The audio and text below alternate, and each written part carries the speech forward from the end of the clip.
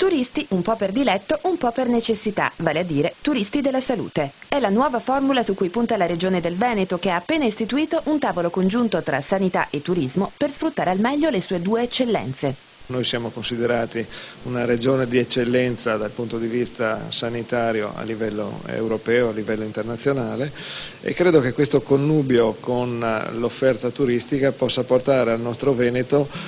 delle occasioni anche di tipo commerciale. Non solo cliniche private ma anche strutture pubbliche per un fenomeno dalle dimensioni considerevoli. Secondo i dati Istat, nel 2006 il Veneto ospitava il 23% del turismo termale in Italia, confermandosi come la seconda meta del benessere, e ogni anno sono oltre 20.000 le prestazioni effettuate ai turisti sia in emergenza che negli ambulatori. Intanto tutte quelle che sono legate agli incidenti che succedono nel nostro territorio, quando 60 milioni di presenze all'anno significa che c'è una presenza importante e quindi può succedere di tutto, e quindi l'assistenza sulle spiagge, l'assistenza sui luoghi turistici. Io penso che invece il sistema termale possa avere un grande rilancio, tenendo presente però che il sistema termale deve unire sia la cura sanitaria ma anche il benessere del corpo. I veneti che scelgono di curarsi all'estero invece sono pochi, appena 350 all'anno, anche se sempre più pazienti, 5.000 secondo l'Ordine degli Odontoiatri di Padova, escono dall'Italia per le cure dentarie cosiddette low cost.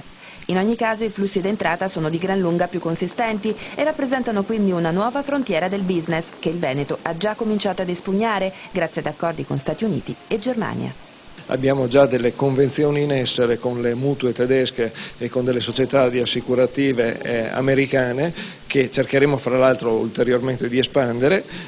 per fare in modo che i cittadini vengano direttamente, da una parte direttamente inviati verso il Veneto da parte dei loro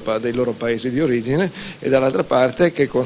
si possa consentire alle nostre aziende sanitarie di fatturare le prestazioni direttamente alle mutue, alle imprese di assicurazione, in modo tale da anche di mettere in piedi un giro economico finanziario che non metta in difficoltà le nostre aziende.